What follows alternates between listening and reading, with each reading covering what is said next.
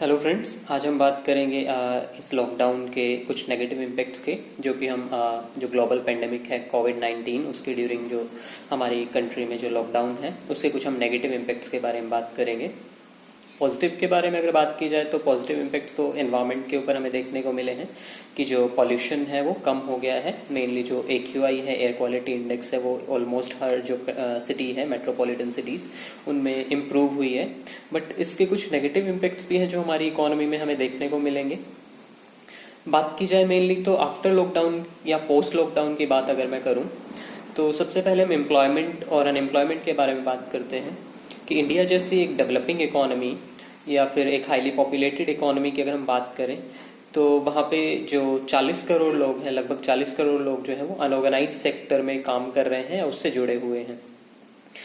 तो during lockdown period जैसे कि हमें पता है कि सारी इंडस्ट्रीज लगभग बंद हैं, लगभग प्रोडक्शन बंद कर दिया गया है उनमें, चाहे वो मैन्युफैक्चरिंग है या फिर सर्विस प्रोवाइडिंग इंडस्ट्रीज हैं। कुछ एसेंशियल्स को छोड़ के ऑलमोस्ट इंडस्ट्रीज को लॉकडाउन शट कर दिया गया है। तो अगर हम बात करें तो लगभग 11 करोड़ लोग जो हैं वो इन अनऑर्गेनाइज सेक्टर में अपनी जॉब्स को खो चुके हैं। एंड उससे भी ज़्यादा जो है अगर इस लॉकडाउन को एक्सटेंड किया जाता है, जैसे कि फर्स्ट के बाद सेकंड फेज हमने देखा एक्सटेंशन का, तो अगर इसके बाद भी इसको एक्सटेंड किया जाता है तो इससे भी ज़्यादा जो है लोग अपनी जॉब खो सकते हैं। CMI की centre for monitoring of Indian economy की अगर हम बात करें एक रिपोर्ट की, तो उनके अकॉर्डिंग जो हमारा अनएम्प्लॉयमेंट रेट है वो 26.2% जो है वो इंक्रीज हो गया है, जो कि फर्स्ट फेज में, लॉकडाउन के फर्स्ट फेज के ड्यूरिंग 23% था। सेकंड फेज तक मींस अप्रैल के तीसरे हफ्ते तक की अगर वो रिपोर्ट की बात करें तो वो 26.2% इंक्रीज हो गया है।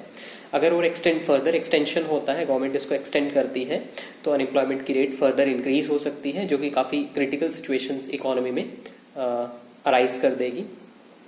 आगे अगर हम GDP एंड ग्रोथ रेट की बात करें तो हमारा जो 80% या उससे ज़्यादा जो इंडस्ट्रीज हैं वो अभी शट डाउन है। मैन्युफैक्चरिंग एंड सर्विस इंडस्ट्रीज सभी बंद हैं, जिस वजह से उनमें कोई भी प्रोडक्शन या फिर कोई भी सर्विसेज प्रोवाइड नहीं की जा रही हैं, अगर हम एसेंशियल्स को छोड़ दें, जिसकी वजह से लगभग 8% आउटपुट का जो इंडस्ट्रीज हैं वो लॉस उठा रही हैं। उनके जो टोटल आउटपुट का जो मैन्युफैक्चरिंग इस ड्यूरेशन में, मतलब अगर हम बात करें कि अगर ये लॉकडाउन नहीं होता तो इस ड्यूरेशन में टोटल प्रोडक्शन इतना हो सकता था उनका, तो वो लगभग अपने टोटल प्रोडक्शन का 8% लूज कर चुकी हैं इस लॉकडाउन की वजह से। अगर ये नहीं होता तो प्रोडक्शन कंटिन्यू होता तो अपना प्रोडक्शन इंक्रीज कर सकती थी। अगर KPMG की रिपोर्ट की अगर हम बात करें तो अगर हम इस सिचुएशन से उबर जाते हैं मिड मई तक, या गवर्नमेंट कंट्रोल कर लेती है मिड मई तक इस सिचुएशन को, तो हमारा जो GDP है वो 5.3 to 5.7% रहने के अनुमान लगाए गए हैं। और उसके बाद अगर रिसेशन की बात की जाए, मंदी की अगर बात की जाए, अगर वो इस पूरे साल कंटिन्यू रहती है तो हमारी जो इकोनॉमी है वो फर्दर स्लिप डाउन हो सकती है, डिप कर सकती है, डूब सकती है 4.5 से 4.7% तक। KPMG की रिपोर्ट ऐसा एस्टिमेट या ऐसा अनुमान लगाती है। नेक्स्ट हम बात करते हैं डिमांड एंड सप्लाई की।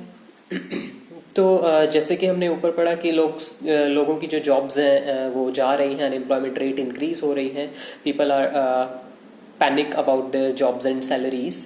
तो अगर आफ्टर लॉकडाउन डिमांड की बात की जाए तो जो नॉन एसेंशियल कमोडिटीज हैं उनकी डिमांड जो है काफ़ी हद तक कम होने वाली है। तो ये नॉन एसेंशियल्स हैं जिनकी हमें ज़रूरत अपनी बेसिक नीड्स को फुलफिल करने के लिए नहीं पड़ती है, जैसे कि AC हो गए, रेफ्रिजरेटर्स हो गए, कूलर्स हो गए, कार्स हो गए, ठीक है। तो ये नॉन एसेंशियल गुड्स हैं, इनकी डिमांड जो है लोग कम करने वाले हैं, क्योंकि लोगों के पास इतना पैसा नहीं होगा कि वो इनको खरीदने के लिए खर्च कर सकें। पहले ही लोग जो है अपनी जॉब को लेके पैनिक हैं, तो इन नॉन एसेंशियल गुड्स की डिमांड जो है काफ़ी हद तक कम होने वाली है। और इसका सीधा सीधा जो इम्पैक्ट है वो इन इंडस्ट्रीज़ के ऊपर भी पड़ने वाला है जो इन गुड्स को मैन्युफैक्चर या फिर सप्लाई करती है। बात सप्लाई की करें तो हमारे कंट्री में जो है मेनली जो IT प्रोडक्ट्स हैं, टेक्निकल प्रोडक्ट्स हैं, या फिर जो फार्मास्यूटिकल प्रोडक्ट्स हैं, तो मेनली फार्मास्यूटिकल प्रोडक्ट्स के लिए या raw material for pharmaceutical products हम चाइना के ऊपर डिपेंड करते हैं। नियर अबाउट $20 बिलियन का जो रॉ मटेरियल है फार्मास्यूटिकल गुड्स के लिए वो हम चाइना से लेके आते हैं या फिर चाइना से इंपोर्ट करते हैं। और इस ड्यूरेशन में जैसे कि हमारे इंपोर्ट्स या एक्सपोर्ट्स बंद हैं तो हमारा वो सारा जो सप्लाई है वो बिल्कुल बंद हुआ है या बुरी तरीके से प्रभावित हुआ है। अपार्ट फ्रॉम फार्मास्यूटिकल प्रोडक्ट्स अगर हम बात करें आईटी प्रोडक्ट्स की एंड जो मशीन्स हैं या कैपिटल गुड्स हैं एंड मेनली जो ज्वेलरी है या फिर जो गोल्ड है उनकी डिमांड के उनकी सप्लाई के ऊपर भी बहुत ज़्यादा अफेक्ट हुआ है। लेकिन अभी अगर हम देखें तो जो एक्सपोर्ट्स हैं हमारे हमने मेनली जो एग्रीकल्चरल प्रोडक्ट्स हैं एग्रो आउटपुट्स हैं उनका एक्सपोर्ट्स जो है धीरे धीरे शुरू किया है। तो इस तरीके से हम देखें तो ये ग्लोबल ट्रेड को भी बुरी तरीके से प्रभावित करने वाला है। तो ओवरऑल जो हमारी इकोनॉमी है उसकी रेट काफ़ी ज़्यादा हद तक गिरने वाली है या फिर इस पोस्ट लॉकडाउन के पीरियड के लिए अगर हम बात करें तो रिसेशनरी पीरियड जो है वो आने वाला है मेनली प्रोड्यूसर्स के लिए।